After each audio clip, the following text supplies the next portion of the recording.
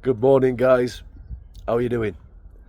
Right, so I'm back from my wee excursion up doing the Caledonia Canal, and also incorporating into that the Great Tommy Sleepout.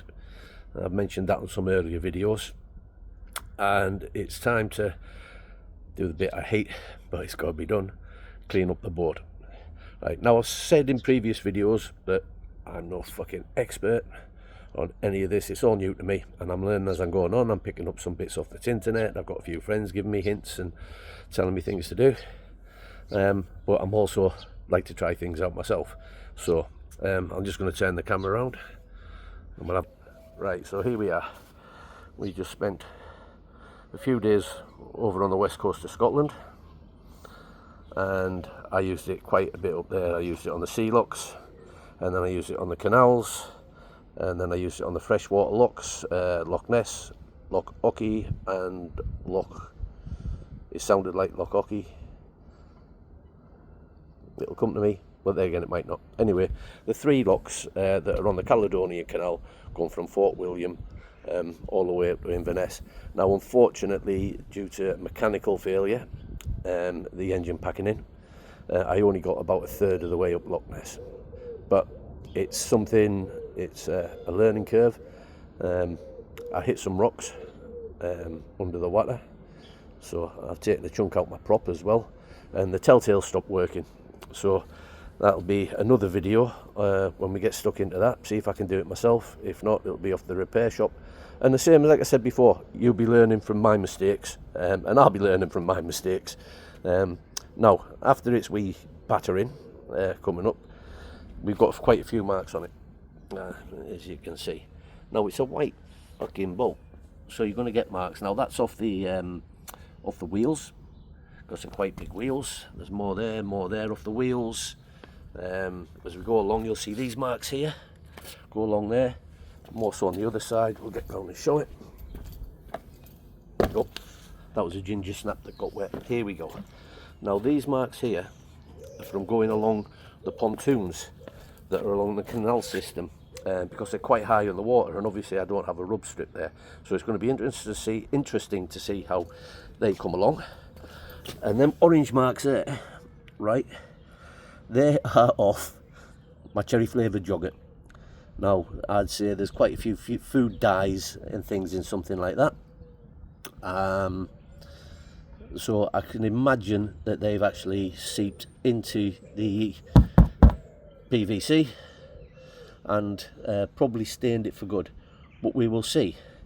Now, what I'm going to use to try and clean it up, and here's the air deck, that's going to get a good scrub as well.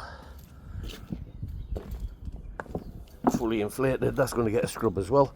There don't seem to be any marks on that apart from that, and that's just wear and tear where my feet have been, or there's been stuff at the back of the boat rubbing on it. Like I say, it had a fuel tank here, that hasn't left any marks. It had the wheels in here, that hasn't left any marks. So we'll see how we get on with that.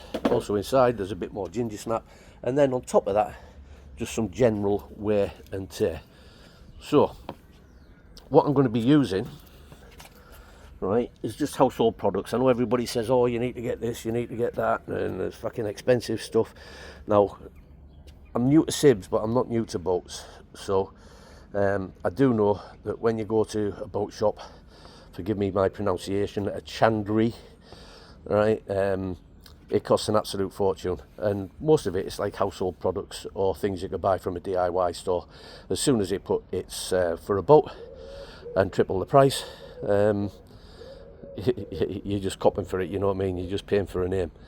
So I'm going to use some household products. So what I've got is here is a well-used sponge with a little bit of that green stuff on the back. There's probably last night's dinner stuck into it. Scotch Brite on the back, and it's well used, right, so it's not super abrasive. And I'm going to use some of the missus's washing up liquid. I'll get done for that. Some of our washing up liquid, because I do some washing up as well. Now, this is limited edition elbow grease, powerful degreaser. Why is it a fucking limited edition? Limited edition washing powder. What's the washing powder? Washing up liquid. What's all that about? What are you going to do? Buy it and keep it for 10 years and then try and sell it on the internet? It's limited edition. What's a load of shite? I don't think it's even a market employee. So anyway, let's get started. Let's go on a stubborn stain, or what I think would be a stubborn stain. I'm going to go for the yogurt. So let's have a wee look. Bit of washing up liquid on a yogurt stain, which I think, like I said earlier on, would probably stain into the PVC. I'm going to put a bit of squirt on this washing up liquid on, this pinky stuff. And I'm just going to use the sponge side of it. I'll bring my tub of water over here to rinse it off, and let's see how we get on. Oh wow. Now that's just with the washing up liquid, I haven't washed it down. Look at that. I don't even have to use the Scotch-Brite side of it. A bit of water.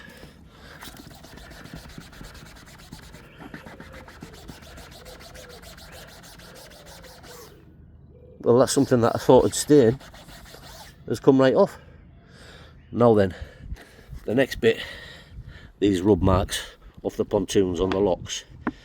This should be quite interesting, so we'll go again. I'll just use the sponge at first.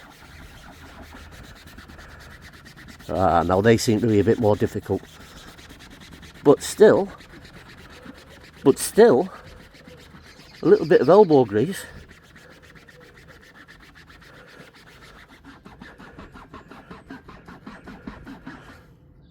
There's a wee bit there, but it's not bad. I'm going to use a bit with the Scotch-Brite on it. I'll just move along a bit.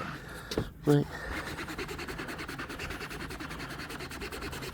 I'm not putting a lot of pressure on this at all, guys.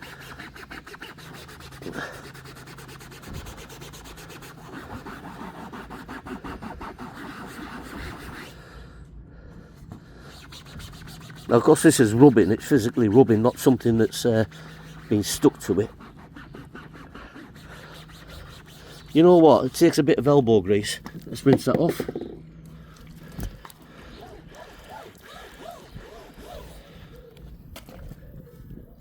I'll get out the way, get out the light so you can see it. I'll try to get out. Right, I'll come this side. Let's make that a bit better. You know what? For a little bit of elbow grease, yes, you look hard. You can see a few little marks there.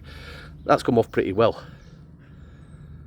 I'm happy with that. Now this is, like I say, this is just a bit of household washing up liquid. Let's have a go at something else here. Let's have a wee go at these black marks from the wheels.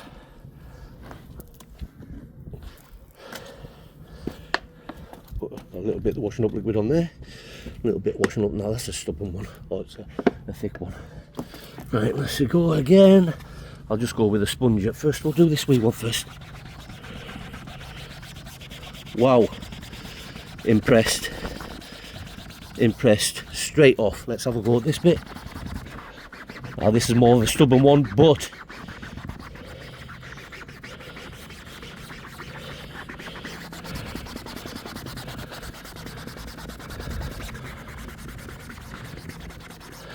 now this isn't with the Scotch-Brite bit end at all.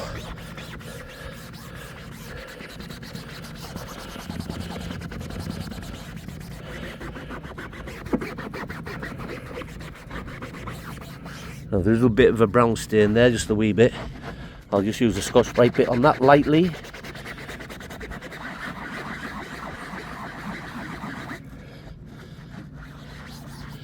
Rinse it off. You know what? I'm happy with that. There's a wee bit of a brown stain there. I might see if there's another product that will work on that, but I reckon that's gone into the rubber a wee bit.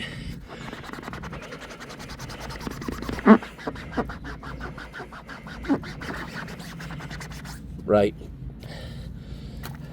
Bearing in mind, like I say, this has spent 3 days in the Scottish Highlands on a sea lock, getting thrown about, having everything on it from a bit of fishing bait to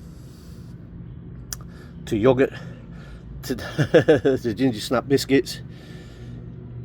I've had some fluids, liquids thrown on there as well. Probably some staining from some other kit that could have got on there. But you know what? I'm quite happy with that. it's a Sib that's being used, and as I say, it's white, it's grey, but it's going to show up marks, and marks are going to stick. So just a bit of washing up liquid, a sponge, a bit of Scotch-Brite on the hard parts, but like I say, well-worn Scotch-Brite, not super abrasive, and I'm happy. So I reckon I'll be spending a wee bit of time on this, getting it clean, sorted. Can you hear that in the background? I think there's a helicopter or something. Let's have a wee look. We'll go up the steps a wee bit, see if we can see anything. Glorious day up here today in Scotland. I can't see what's making the noise. Anyway, there you go. Now that they're the inflatable seat, I've had, when I've been out on it, I've had somebody ask me about it and what I think about it, and I've seen some videos on it, some positive, some not so positive, some saying it's a game changer, some not quite happy with it. So I'm going to do the same. I'm going to do a wee video on this inflatable seat, how I used it, how I find it best to use it, what I think are the pros and cons. Like I say, I'm no expert, so you're getting this from somebody who's using this kit for the first time. I think there's another maker this out as well, but by the look of it, it's exactly the same seat. It's just got 2 black patches on it, and I'll do another video on this shortly, and I'll show you a little trick that I learned. Well, it's not a trick, it's just something I did with it, and it made life a lot bit easier with it. So I'll go through the pros and cons of that seat in a wee while on the next video, and I'm going to crack on with trying to clean this beastie up a wee bit. So I'll catch you all later, guys. There's a mug again. There you go. Okay, guys, I'll catch you all later. You take it easy. Thanks for tuning in, and thanks for liking the videos. If you have any questions whatsoever, I'll answer them. And I'll be honest with you, you know what I mean? I'm not here to endorse a product. I'm not here to endorse a particular boat. I'm going to give honest reviews from somebody who's never used the kit before, who doesn't know about it. So if you're starting off the same as what I am, then you can learn from my mistakes, or if I do something right, you can see what I'm doing right and learn from me. So thanks for tuning in, guys. Thanks for the few questions that we've had so far. Really enjoy chatting with you, and if you like it and you're into these Aircats, they seem to be getting quite popular. I've had one of the sales guys actually tell me that they're going out like hotcakes. So keep following for my honest reviews, and I'll tell you what I think. All right, I'll catch you later, guys. Love you all. Bye.